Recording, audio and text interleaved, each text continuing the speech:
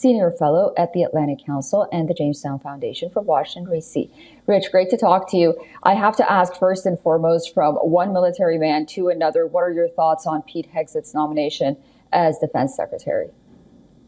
Well, it's good to be with you. I think it's an intriguing choice, and I'm glad that you mentioned Donald Rumsfeld in your intro there, because it is a choice reminiscent of Gerald Ford bringing in a young Donald Rumsfeld, who was about the same age and had less military experience, by the way, than Hegseth has now.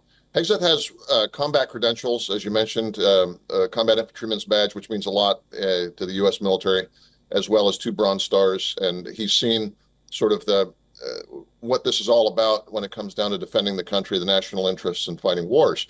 He has made a key and central point of his critiques of the current Pentagon, that they've lost focus on the ability to fight and win wars, and therefore lost focus on deterrence and focused instead on social and cultural issues.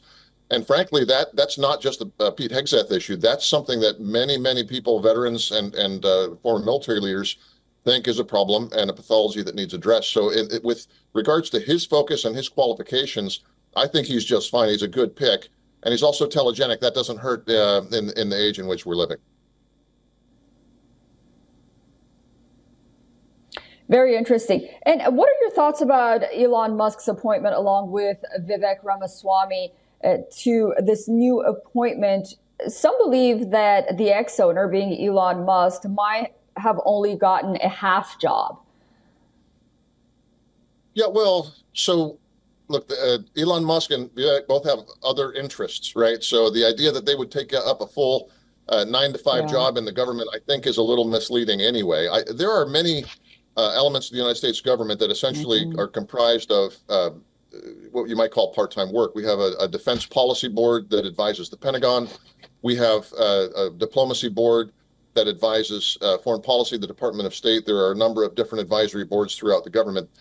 I think without legislation authorizing a whole new department, I think that it strikes me that this Department of Government Efficiency is going to be something like an advisory board, and that wouldn't require that they have full-time work all day, every day in order to do the work. What they're going to be doing is some heavy intellectual lifting to look across the entire enterprise of the U.S. government and say, in the last few decades, since, say, Ronald Reagan, which was the last person who tried to take a machete, proverbially speaking, to the bureaucracy and to pare it down, what has grown beyond its original scope? What is too big to function properly? Where can we find efficiencies? So I don't think that that's going to require, again, that they be a full-time job. That's something that you can do essentially as an outside expert in bursts of activity, and then give that over to the formal bureaucracy to execute. That's so true. Well, President Biden is now set to meet incoming President Donald Trump at the White House. What kind of conversations do you think these two will have after they meet and after everything that went on during the election campaign?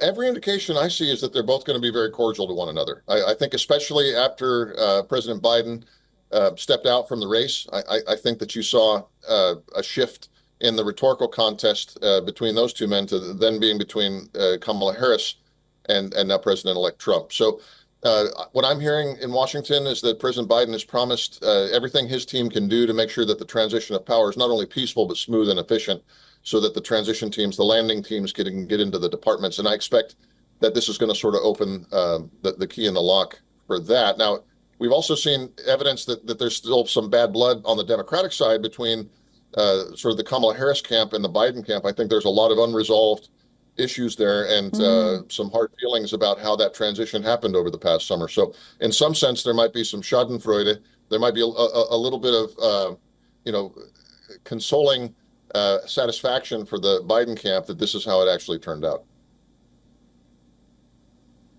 Yeah, that's a very good way to put it. Rich, it's always a pleasure talking to you. Thank you so much for joining us on WION. Thanks, Liz.